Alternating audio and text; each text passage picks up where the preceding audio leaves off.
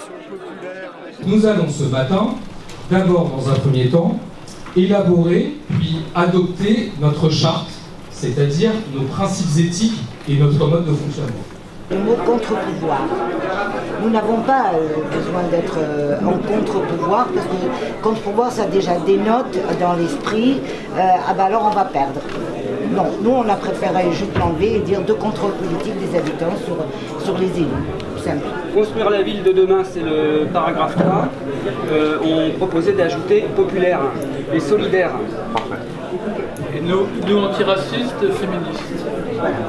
Est-ce qu'on ne pourrait pas dire que ce qu'on veut c'est porter le féminisme mais en fait au-delà de savoir si le nombre de la liste est paritaire, même les hommes qui seront dans cette liste, il faut qu'ils portent le féminisme. Oui, je vous propose une rédaction. Nous voulons une parité intégrale, y compris pour les têtes de liste.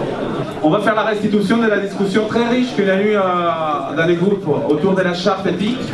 Donc 123 pour, je pense que l'Assemblée a adopté l'idée de travailler dans ce parcours et dans ce processus. On a l'impression que la politique c'est réservé à une élite, et c'est ce qu'on nous fait croire les personnes qui aujourd'hui gouvernent, alors que, on l'a vu dans plusieurs quartiers, dans plusieurs arrondissements, les résultats sont pour certains alarmants, et il est l'heure que les citoyens prennent leur destin en main. 5 thèmes ont été travaillés, la question de l'alimentation, la question de la publicité dans la ville, la question des déchets, la gestion des déchets et du recyclage, la question du logement, des espaces verts, de la végétalisation. Pour sortir des logiques où on incinère tout, on pourrait travailler justement à un autre projet qui est alternatif, qui s'appelle le projet POM, comme plan B des ordures ménagères, qui permet justement de tendre de plus en plus vers une revalorisation des déchets ménagers. Le municipalisme, c'est une démocratie radicale.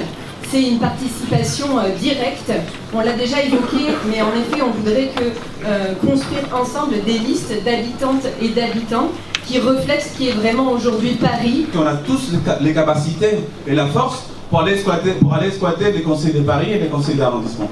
Et pour ça, on doit décider tous ensemble quels sont nos principes.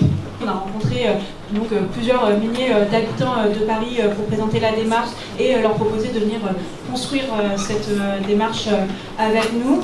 L'une des deux actions qui vous est proposée, c'est en fait un RIC sur la question du logement. Nous on dit c'est aux habitants de Paris, via la mairie, en fait, de demander l'encadrement à la baisse des loyers, de demander une baisse des loyers et de demander en fait la réquisition des bureaux et des immeubles vides.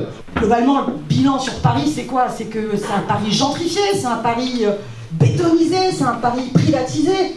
Pourquoi? Parce qu'à chaque fois, les décisions essentielles, elles se font sans le peuple, sans les gens. Si on gagne les élections, eh bien voilà, on peut très bien nous estimer, et on s'engage à cela, à ce qu'il y ait une des deux personnes qui fait la première moitié du mandat et l'autre personne la deuxième moitié du mandat. On vote. Qui est d'accord pour faire un bilan pour les élections parisiennes, pour la ville de Paris? Un binôme homme-femme. Un binôme homme-femme. Merci pour tous les discours et tout ce qui s'est passé aujourd'hui, c'était super. J'étais super heureux de participer aux tables rondes et de voir comment fonctionnait quelque chose de vraiment démocratique.